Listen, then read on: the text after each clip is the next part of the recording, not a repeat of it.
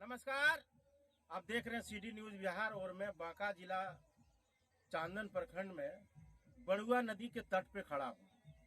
अब बड़ुआ नदी के तट पे खड़ा हूँ। बड़ुआ नदी में स्नान करने का मौका मिला और आप जानते हैं कि बड़ुआ नदी के बगल में ही पहाड़ नाथ बाबा है, जहाँ अष्टजाम का कार्यक्रम चल रहा है। अद्भुत देवी देवताओं का जो परिचय होता है, देवी देवताओं जो अपना रूप दिखाता है, अद्भुत दिखाता है। रात में मंदिर के बगल में मैं सोया था और मेरे साथ पंडित जी भी है। एक नाग निकला तो दर्शन तो दिया, लेकिन हम लोग नींद में थे। लेकिन जो बच्चे देखा वो हल्ला किया। और संत कबीर कहा गया है कि संत जो है कबीर, जो हम साधु संतों के साथ बीच में जब रहते हैं तो कहीं न कहीं ज्ञान मिलता है और हमारे हिंदू धर्म का जो रीति रिवाज है उसको समझने के लिए मिलता है कि जब कभी मंदिर मस्जिद कहीं भी गुरुद्वारे कहीं भी जाओ तो नींद नहीं आनी चाहिए, लेकिन जब देवी देवता के स्थान पर नींद आ जाता है तो वहाँ पे ऑटोमेटिक भगवान दर्शन देता है। कहते हैं कि वो सांप था, लेकिन सांप नहीं था, वो नाग देवता था। और पहाड़ नाथ के बाबा का बहुत बड़ा कृपा है। अभी बड़ुआ नदी के बगल में हूँ। आप जानते हैं कि देश भर में अभी इस टाइम जो है जिस प्रकार गैस की किल्लत की आवाज उठ रहा है हर जगह, उसी प्रकार आने वाले समय में पानी का भी किल्लत होगा। पानी बचाओ देश बचाओ, पानी बचाओ देश बचाओ। अब मेरा कार्यक्रम में जो दिल्ली में हम 2 कार्यक्रम दिखाए थे, नल जल और पानी गंगा के जो केंद्रीय मंत्री था जल मंत्री, उनका भी कार्यक्रम कई बार फेसबुक पे यूट्यूब पे मैं डाला हूँ। और आज नदी किनारे, बड़ुआ नदी के किनारे हूँ और हमारे साथ मेहसरी के पंडित जी बोल बाबा बम बाबा करके है और उनसे मिलवाना चाहता हूँ।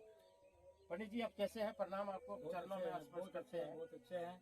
आप रात में एक दर्शन हुआ नाग बाबा का, कैसे आपको देखने मिला? हम कहाँ सोए थे और क्या था पूरे? आप हमारे बगल में थे और हम भी तो सोए थे, लेकिन उधर से एक लोग आया जिसने हल्ला किया और हमारे बगल में जो बम बम बाबा थे उसने बताया कि रात में एक नाग बाबा ऐसे फोकार मारे और चले गए। तो ये आप क्या मानते हैं? क्या ये देवी देवता की भगवान शंकर का रूप है या अचोक रूप है या कोई जानवर को देखने के लिए आया? क्या आप मानते हैं? क्योंकि इस टाइम हम लोग स्नान करके मंदिर के रूप में चल रहे हैं और अभी वहाँ कार्यक्रम चल भी रहा है, हरे राम का कार्यक्रम चल भी रहा है। और हम लोग दोनों पंडित जी और हमारे गुरु जी जो है, हम साथ में ही स्नान करने के लिए हम आए और इस बात को चर्चा करने सोचा कि थोड़ा आप लोग को भी जानकारी दूं। बात बहुत सारी है, बात है भी और बात करना भी चाहिए। एक बात पंडित जी, अभी हमारे जो देश में सबसे ज्यादा जो बात उठ रहा है, हमारे एक संत जो है हाल में ही सिमुलतला में एक कार्यक्रम किया, काफी भीड़ हुआ था, जग हुआ। कैलासानंद जी, हाँ कैलासानंद जी सिमुलतला में किया था और काफी लोग आए, काफी लोग को सीखने समझने के लिए मिला। आप थोड़ा सा इसमें कुछ अगर ज्ञान डालें तो थोड़ा सा हमारे जो दर्शक आपको देख रहे हैं, थोड़ा आपके आवाज जाएगा। अभी जो है पहाड़ी नाथ में यज्ञ चल रहा है, यह अश्वमेध यज्ञ का फल स्वरूप कलयुग का है। कलयुग में इसे अश्वमेध यज्ञ माना गया है, क्योंकि कलयुग में वैसे राजा नहीं है जो कि अश्वमेध यज्ञ कर सके। अभी तो गरीबी पे पड़ रहा है, लोग उतना पैसा हुआ नहीं है, इसलिए भगवान बना दिए कि राम नाम जो है इसका मंत्र उच्चारण करने से कलयुग में राजसू यज्ञ का फल मिलेगा। राजसू यज्ञ का अच्छा बहुत बड़ा मंत्र है ये। अच्छा कलयुग में राम नाम का जो माला भी जपा कर रहा है लोग, ये बहुत बड़ा मंत्र है। और सतयुग में जैसे राजसू यज्ञ होता था, बस उतना बड़ा यज्ञ अभी है, वैसा फल मिलेगा इससे। इतना मतलब फल है। अब जानते हैं कि जब अष्टजाम जब होता है, हरे राम का धुन बाजता है, गाना जब गाता है, हारमोनियम बजता है, हर तरह की डांस होता है, लोगों को अंदर में ही समा जाता है। भगवान राम का एकदम बिल्कुल कन कन में जैसे समा जाता है ना, उसी प्रकार जय श्री राम राम हरे कृष्ण इसी तरह की आवाज आता है। तब सब हम लोग जो है एक दूसरे को बहुत अच्छे से ताली बजा के हम लोग भी आनंद लेते हैं, भजन गायक की आनंद लेते हैं।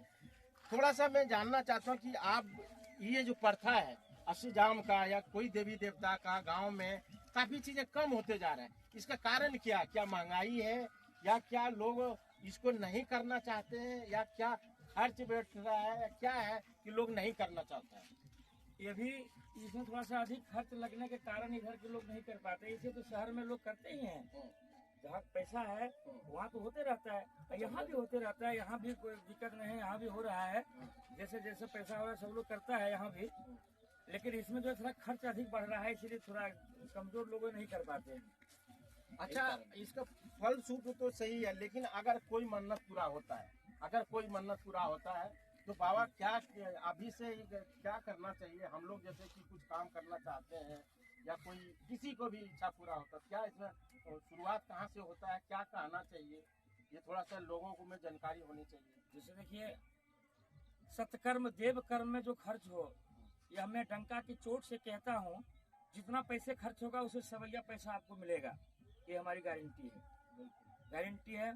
तो जैसे लोग इसको करेंगे तो उनको गारंटी है जरूर पैसा मिलेगा, और उतना पैसा मिल जाएगा, उनको सगुन मिलेगा।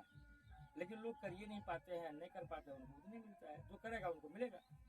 बिल्कुल, आप देख रहे हैं कि बाबा एकदम सही बोला। जो आदमी धर्म के रास्ते पे चलता है उनको कभी न कभी धर्म कभी खाली हाथ नहीं छोड़ता, कभी न कभी उनका भंडार बढ़ता है। और हम इस बात को भी सहमति भी जताते हैं कि भगवान के पास देर जरूर हो सकता है लेकिन अंधेर नहीं है। भगवान के प्रति कुछ भी आप लेकर के खड़े हो जाइए, बिल्कुल आपका मनोकामना पूर्ण होगा।